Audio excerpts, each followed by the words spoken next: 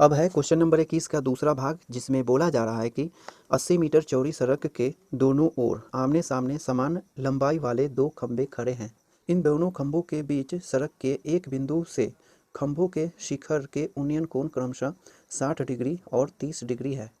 खंभों की ऊंचाई और खंभों से बिंदु की दूरी ज्ञात कीजिए। अर्थात इस प्रश्न में एक सड़क के बारे में बताई जा रही है जिसकी चौड़ाई है 80 मीटर और सड़क के दोनों किनारों पर दो खंभे आमने सामने खड़े हैं। तो मान लेते हैं यहाँ से इस प्रकार से एक सड़क है, ठीक ना, सड़क है, इसे हम बी और इसे सी मान लेंगे, ठीक। और सड़क की जो चौड़ाई है वो कितनी है, 80 मीटर। इस प्रकार से 80 मीटर चौड़ी एक सड़क है। अब दोनों किनारों पर आमने सामने दो खंभे हैं।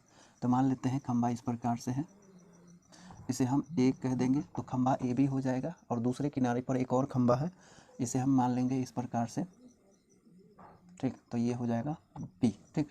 तो ए बी और पी सी दो खंभे हैं सड़क के दोनों किनारों पर, ठीक।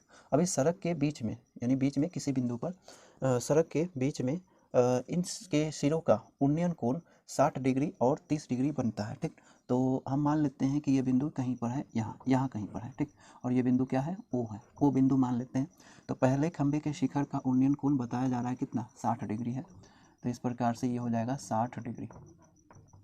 और दूसरे खंभे के शिखर का उन्नयन कोण 30 डिग्री बताया जा रहा है। तो ये रहा दूसरा खंभा और इसके शिखर का उन्नयन कोण यहाँ पर इसी बिंदु पर बन रहा है कितना, 30 डिग्री का, ठीक।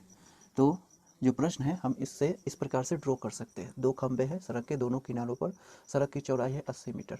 तो हमें क्या करना है कि यहाँ इन दोनों खंभों की ऊंचाई क्या है वो प्राप्त करनी है, और साथ ही इस खंभे से, दोनों खंभों से ये जो बीच में बिंदु है उसकी दूरी भी ज्ञात करनी है। अब चूंकि यहाँ दोनों खंभे समान ऊंचाई के हैं तो मान लेंगे हम इसकी ऊंचाई को h मान लेंगे, ठीक। तो मान लेते हैं यहाँ से लेकर के यहाँ तक ये ऊंचाई है पहले खंभे की, और यहाँ से लेकर के यहाँ तक ऊंचाई है कितने, इसकी दूसरे खंभे की, ठीक। इस तरीके से पहले खंभे की ऊंचाई और दूसरे खंभे की ऊंचाई h हो जाएगी, ठीक ना। तो यहाँ लिखेंगे माना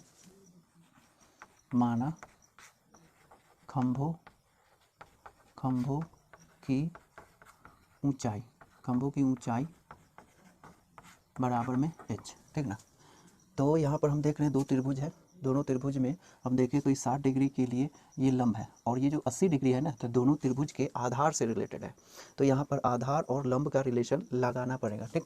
तो लिखेंगे त्रिभुज ए बी ओ में, पहले त्रिभुज लिखेंगे त्रिभुज ए बी ओ में, त्रिभुज ए ओ बी में क्या है, tan 60 डिग्री का रिलेशन, ठीक। लिखेंगे tan 60 डिग्री बराबर, tan 60 डिग्री बराबर है ए बी और बट्टे में ओ बी, इस तरीके से। या 60 डिग्री का वैल्यू कितना होता है, √3 है ना। तो √3 ए बी यहाँ पर h माना गया है और ओ बी तो अज्ञात है, ओ बी को ओ बी रहने देते हैं, ठीक। ये जो √3 है और ये ओ बी है एक दूसरे को रिप्लेस कर देंगे, ठीक। तो यहाँ पर क्रॉस मल्टीप्लाई करके एक दूसरे को रिप्लेस करेंगे तो ओ बी बराबर में हो जाना है h बटे √3, ठीक। तो यहाँ ओ बी का वैल्यू कितना फाइंड हो जाएगा, ओ बी बराबर h बटे √3, ठीक ना। अब क्या करेंगे, दूसरे त्रिभुज को फॉलो करेंगे और सी ओ का वैल्यू फाइंड करेंगे, ठीक ना। तो यहाँ पर लिखेंगे अब त्रिभुज पी सी ओ में, त्रिभुज पी सी ओ में tan 30 डिग्री का रिलेशन होगा ना। तो tan 30 डिग्री के लिए हम क्या लिख सकते हैं, पी सी यानी लंब और सी ओ यानी आधार, ठीक। तो या tan 30 डिग्री का वैल्यू होता है 1/√3 बराबर में पी सी जो है h और सी ओ वो भी अज्ञात है, रहने देंगे, ठीक। अब क्या कर सकते हैं कि यहाँ पर इसे क्रॉस मल्टीप्लाई करके लिख सकते हैं सी ओ बराबर में h गुने √3 है ना, गुना हो जाएगा इसमें इस प्रकार से। तो इतना √3, ठीक। इस तरीके से तो सी ओ का वैल्यू हमें कितना प्राप्त हो जाता है, h√3। अब क्या करना है, अब सी ओ और ओ बी को देख रहे हैं कि सी ओ प्लस ओ बी दोनों मिला करके जोड़ करके बताया जाए तो ये 80 डिग्री के बराबर है ना। यहाँ से लेकर के यहाँ तक सी ओ प्लस ओ बी, सी ओ प्लस ओ बी बराबर में 80 डिग्री। तो यहाँ पर लिख लेंगे, यहाँ पर, ठीक है, इस तरीके से, ठीक। तो यहाँ पर लिखेंगे चूँकि सी ओ प्लस ओ बी ना, सी ओ प्लस ओ बी बराबर में है कितना, सी बी, इस तरीके से, ठीक। यहाँ पर CO का वैल्यू प्राप्त कितना हुआ है देखिए, तो h√3, तो यहाँ पर लिख देंगे इसके बदले में, या इसके बदले में लिखेंगे h√3, और OB के बदले में ये लिखेंगे जो है h/√3, तो h/√3 बराबर में कितना है, बराबर में CB, और CB यहाँ से लेकर के यहाँ तक है यानी 80 मीटर, तो लिख सकते हैं ना 80 मीटर। इस प्रकार से यहाँ भी h है, यहाँ भी h है, h को कॉमन कर लिया जाए तो h × √3 + 1/√3, इस तरीके से बराबर में 80 मीटर। अब या इन दोनों को एलसीएम लेकर के सॉल्व करेंगे तो h है ही, और ये दोनों का एलसीएम कितना हो जाएगा, √3 हो जाएगा, तो लिखेंगे √3, इससे भाग करेंगे √3 मरतबे कटेगा ना, ये ब्रैकेट है ध्यान रहे, इससे भाग करेंगे, एक से इस लघुत्तम में भाग करेंगे तो √3, और √3 से ऊपर में गुना करेंगे तो √3 × √3 कितना हो जाता है, 3 है ना, √9 हो जाएगा, और √9 का वर्गमूल निकल जाएगा जो कि 3 होगा, ठीक ना, तो ऊपर में होगा कितना 3, और इस √3 से इस √3 में भाग करेंगे तो 1 मरतबे, और 1 से ऊपर में गुना करेंगे तो 1, बराबर में है 80 मीटर, ठीक। फिर अब क्या है ये देखिए, तो h और इन दोनों को जोड़ करके कितना हो जाएगा, 4/√3 बराबर में 80 मीटर। अब हम क्या कर सकते हैं, इस √3 को उधर क्रॉस मल्टीप्लाई करके लिख सकते हैं इस प्रकार से, तो h × 4 बराबर में 80 × √3 मीटर, है ना।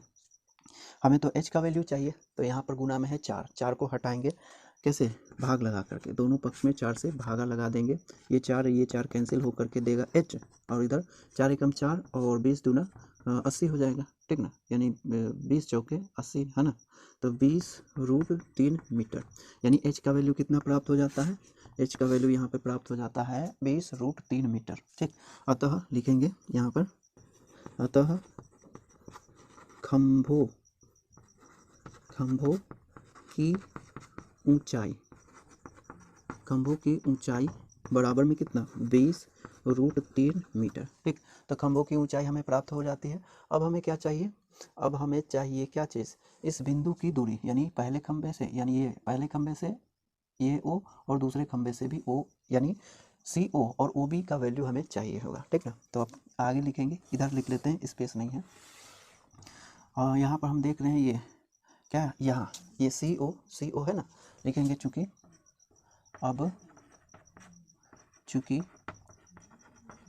CO बराबर में ये देखिए h√3 है, तो रहने देंगे यहाँ पर h√3, और h का वैल्यू यहाँ पर देखो कितना आया है, h का वैल्यू आया है 20√3, तो यहाँ पर h की जगह पर 20√3 को रख देंगे, बराबर में h की जगह पर 20√3, और उसके गुना में है √3 मीटर, ठीक ना, इस तरीके से। इसीलिए इसे सॉल्व करने पर CO का जो वैल्यू होगा वो कितना हो जाएगा, 20 लिखेंगे, 20 गुने में √3 गुने √3 यानी 3 मीटर, यानी कितना 60 मीटर, ठीक। यानी CO का वैल्यू कितना हो गया, 60 मीटर। दूसरे खंभे से इस बिंदु की जो दूरी है वो कितनी हो गई, 60 मीटर, ठीक। दूसरे खंभे से इस बिंदु की दूरी 60 मीटर लिखेंगे।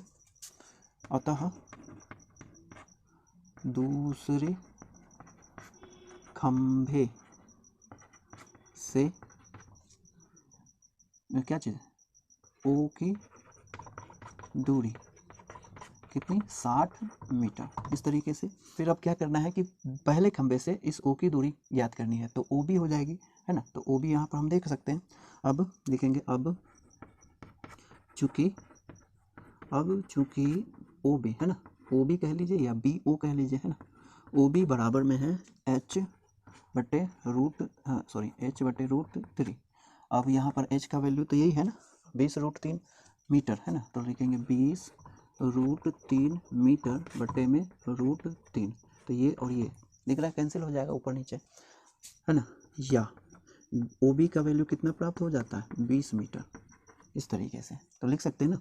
अतः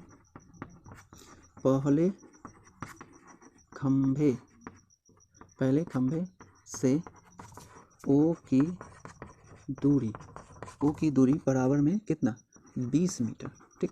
तो पहले खंभे से इस बिंदु की दूरी है 20 मीटर, और दूसरे खंभे से इस बिंदु की दूरी है कितनी, 60 मीटर, ठीक। और खंभे की ऊंचाई कितनी, ये है 20√3 मीटर, ठीक। तो पहला आंसर ये हो गया,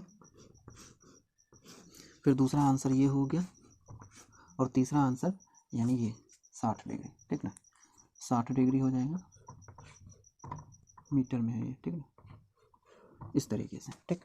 तो आप इतना नोट करें।